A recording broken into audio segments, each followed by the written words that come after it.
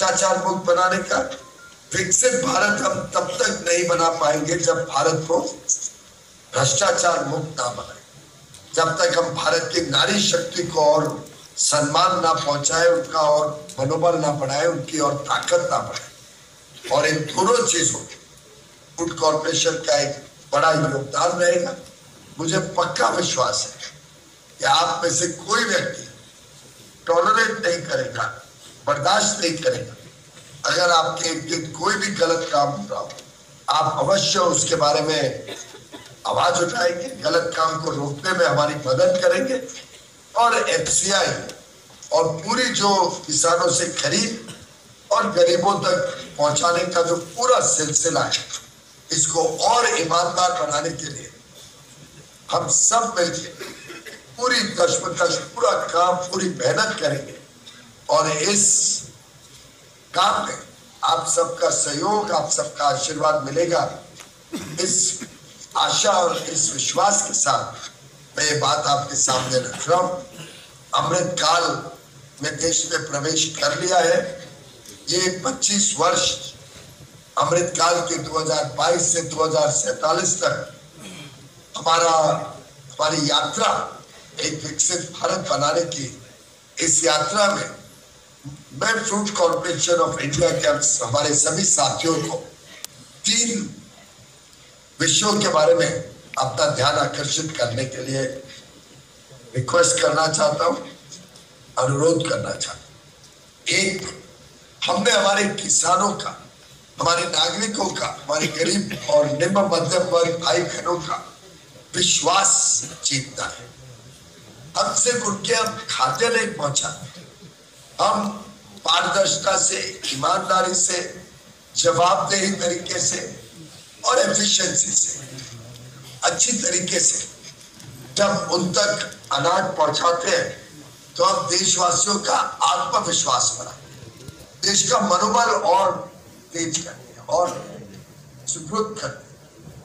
ये हमारी सबसे बड़ी प्राथमिकता रहनी चाहिए कि हम लोगों का विश्वास जीते, लोगों का प्यार जीते और लोगों तक बड़ी आत्मीयता के साथ, बड़ी संवेदनशीलता के साथ पहुंचने का प्रयास करें।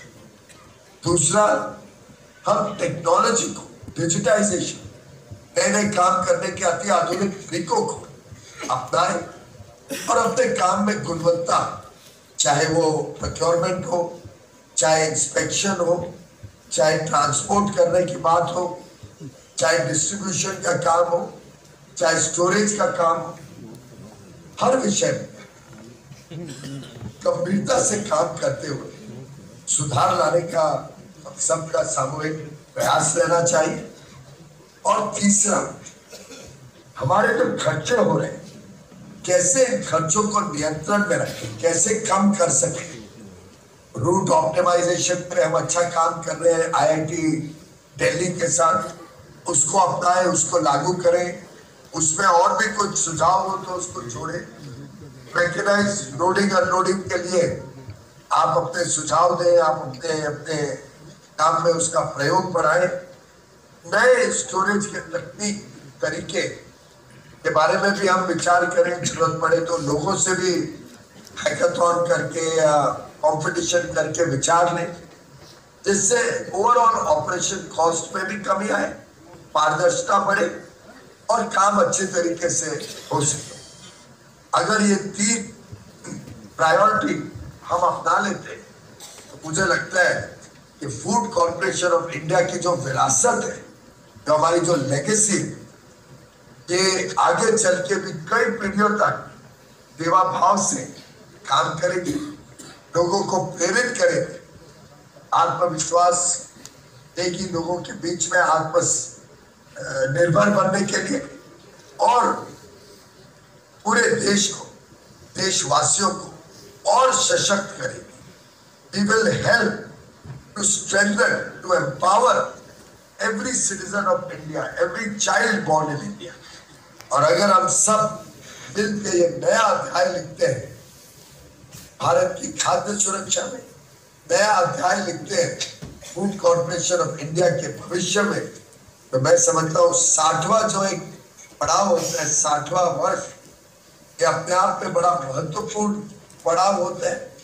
हम इस 60वें वर्ष की सेलिब्रेशन के साथ, इस उत्सव के साथ हम एक आधारशिला रखें कि फूड कॉर्पोरेशन भी अहम भूमिका निभाएगा विकसित भारत 2047 के देश के संकल्प के साथ। और मिलके ये नई कहानी जो हम लिखने जा रहे हैं उसमें फूड कॉर्पोरेशन का एक एक सहयोगी, एक एक कर्मचारी, एक एक व्यक्ति जो इसके साथ जुड़ा हुआ है वो अपने आप को पूरी तरीके से सम्मिलित करेगा। इस विश्वास के साथ आप सबको पुनः एक बार त्योहारों की बधाई। आज के 60वें स्थापना दिवस के लिए बहुत बहुत ढेर सारी बधाइयां और शुभकामनाएं। और आगे चल के हम इसी प्रकार से सेवा भाव से काम कर सकें, इसके लिए शुभकामनाएं। बहुत बहुत बधाई। जय हिंद। का उपयोग कर एफसीआई खाद्यान्नों की खरीद, भुगतान, परिवहन और भंडारण जैसी प्रक्रियाओं को सुगम और पारदर्शी बनाने के लिए प्रतिबद्ध और कटिबद्ध है। ये ऐप मिल और डिपो के बीच जीपीएस कोऑर्डिनेट्स को रिकॉर्ड कर परिवहन के लिए सर्वोत्तम रूट तय करती है। इसके साथ ही डिपो पर वाहनों की भीड़भाड़ और डिपो की भंडारण समस्या को भी कम करती है। इस सिस्टम में बाह्य समाकलन हेतु भिन्न पोर्टलों जैसे यूएस, IRRS, IISFM और अन्य राज्यों के खरीद पोर्टल को भी समायोजन कर पूरे सिस्टम को सुदृढ़ बनाया गया है। इसके द्वारा मिल मालिकों द्वारा चावल के प्रतिपादन हेतु डिपो और वहां उपलब्ध स्थान को देखकर मोबाइल ऐप के द्वारा स्पेस और स्टैक को बुक करते हैं। इस ऐप के द्वारा स्पेस और स्टैक के ऑटो एलोकेशन की ये प्रक्रिया पूरी तरह पारदर्शी है। इसमें किसी प्रकार का मानवीय हस्तक्षेप नहीं होता है। ये सिस्टम खाद्यान्नों की खरीद करने वाले प्रमुख राज्यों में मिल मालिकों द्वारा चावल की प्रतिपादन हेतु वर्तमान KMS 2023-24 से उपलब्ध किया गया है।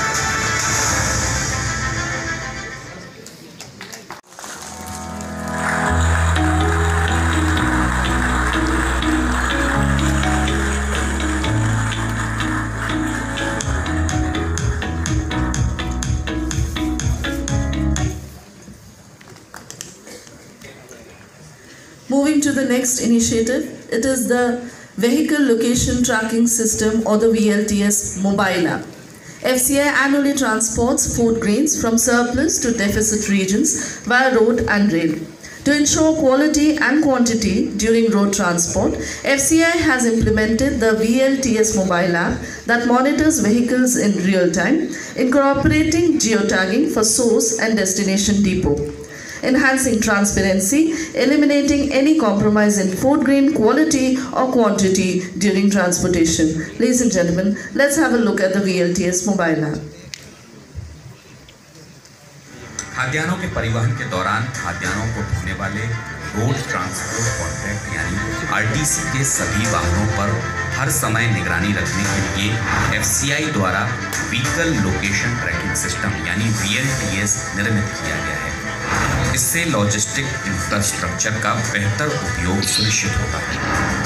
साथ ही परिवहन के दौरान खाद्यान्नों की गुणवत्ता और मात्रा में किसी प्रकार के समझौते होने की संभावना को पूर्णतया समाप्त करते हुए परिचालन को पारदर्शी बनाती है।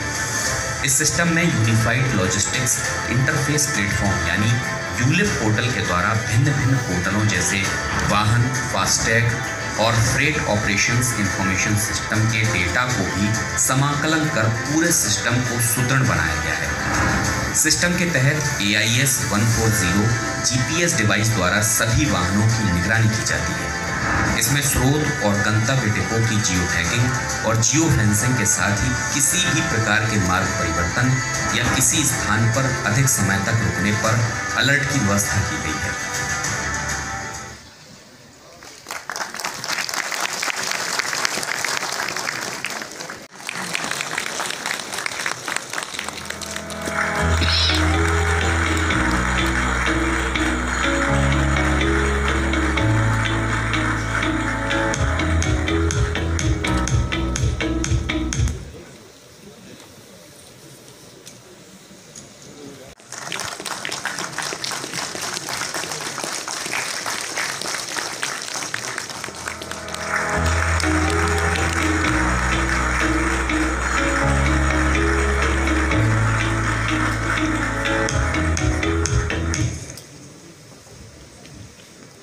Thank you, sir.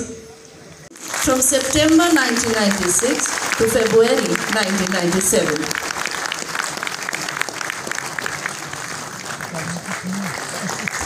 A big round of applause, ladies and gentlemen.